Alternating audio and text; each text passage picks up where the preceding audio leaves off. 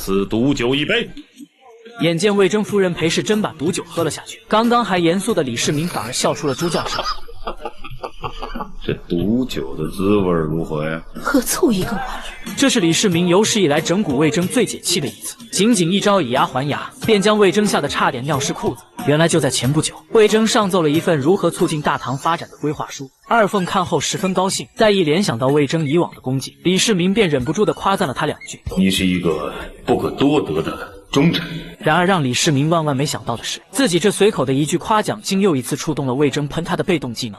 陛下又错了，我是良臣，不是忠臣。眼看自己热脸贴了冷屁股，怎料李世民却丝毫没有生气，可能是经常被怼的二凤已经喜欢上了这种感觉，甚至还要奖励魏征平日对他的犯言直谏。为此，二凤便给他准备了一个特殊的奖励。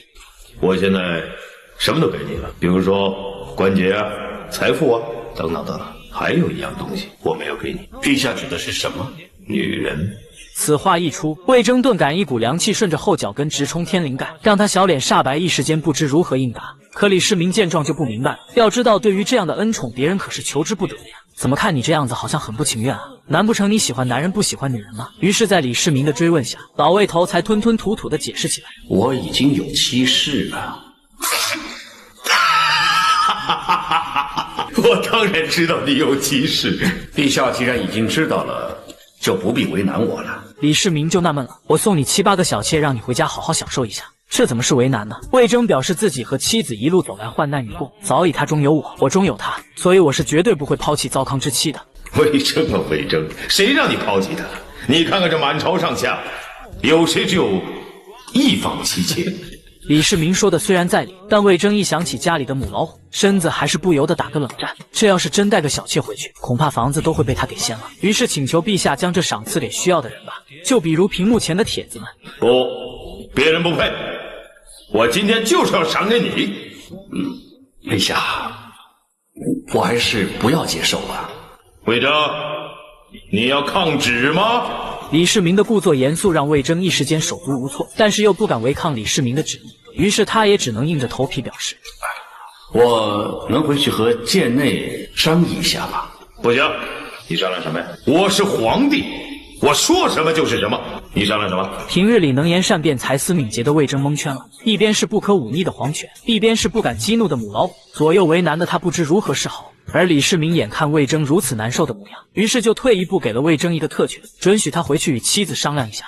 不过你要尽快的答复我。得到李世民的允诺后，魏征慌忙起身逃离了这个是非之地，而这番落荒而逃的模样，顿时惹得李世民大笑起来，同时也让他的内心得到极大的满足。而如今抓住了魏征出丑的把柄，李世民自然不会轻易放手。3天后，李世民带着几位心腹大臣在太极池旁边搞起了团建，然而魏征却又不合时宜的开始教育起了李世民，全然忘记他还欠陛下一个答复。古代历来行了，魏征，你又来这套。李世民打断魏征后，随即话锋一转，询问上次说要赏赐他几个小妾的事，你和夫人商量的怎么样了？此话一出，让魏征猝不及防，他没想到日理万机的皇帝竟还记得这档子事，可身为资深怕老婆的他，也只能实话实说了。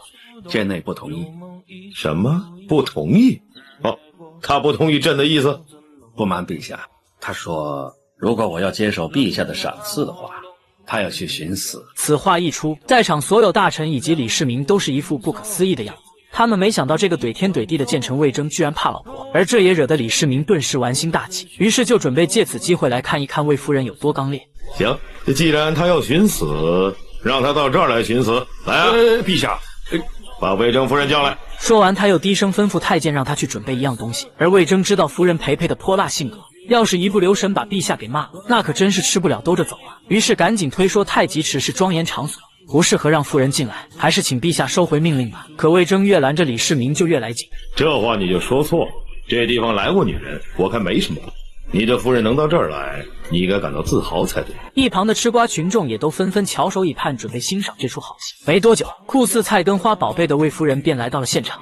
第一次见她，看上去像个贤淑的贵妇。这次二凤可看走眼了。俗话说人不可貌相，海水不可斗量，在这贤淑的外表下面竟藏着一颗母老虎的心。朕听说朕赐给你的夫君美色，你反对？怎料魏夫人压根不怵，直接回怼李世民，称朝堂之事自己管不了，但家里的事是自己说了算。然而李世民却认为自己赏赐魏征美色是属于朝堂之上的事，你魏夫人不该管。怎料这位夫人可管不了那么多，直接硬刚李世民说这也是自己的家事，并且有样学样学起丈夫魏征，称陛下你说的话是对的，我就会听，但如果是错的，自己也敢违抗不听。怎料李二听后不怒反笑，你们看看啊，这还真像一家人说的话啊！那你说朕哪儿错了？魏夫人表示我们老两口夫妻情感美满，可陛下您却非要在其中插上几个小老婆，你这是不是吃饱的撑的没事找事啊？然而李世民听后依旧没有动怒，他表示自己赏赐的人，你可以让他帮忙做家务，这样你也可以休息。怎料魏夫人的态度依旧坚决，有他没我，有我没他。眼见对方竟然公然抗旨，李世民也不再客气，既然如此，那我只能让你消失，然后再对魏征进行赏赐。来人，赐毒酒一杯。见此，魏征都快哭了。你说这姑奶奶怎么这么倔呢？眼看到了这个节骨眼上，魏征也顾不了那么多，便连忙说：“陛下，我是一家之主，我说啥是啥，圣上赐我多少女人，我就要多少，这总行了吧？只求您别再难为他了。”你不是说过啊，就是把美人请回了家，他也会自尽的，是不是？是。好，毒酒伺候。在场的众人本以为李世民是开玩笑，没想到李世民玩真的，于是杜如晦等人赶忙拱手求情，但李世民却置若罔闻。此刻毒酒已经被太监端到了魏夫人面前，老魏连忙起身阻拦，结果被暴脾气的裴氏一把甩开，然后没有半分犹豫，直接举杯将毒酒一饮而尽。一旁的吃瓜群众也没想到事情会闹这么大，个个都屏住呼吸，不敢发出丝毫声响。但此刻腹黑的李世民已经憋出了内伤。怎么样，这毒酒的滋味如何呀？喝醋一个味儿。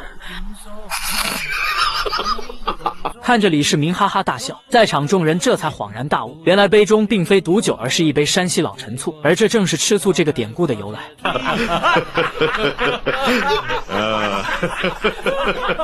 你啊，今后要是魏征有别的女人，你就去吃醋啊！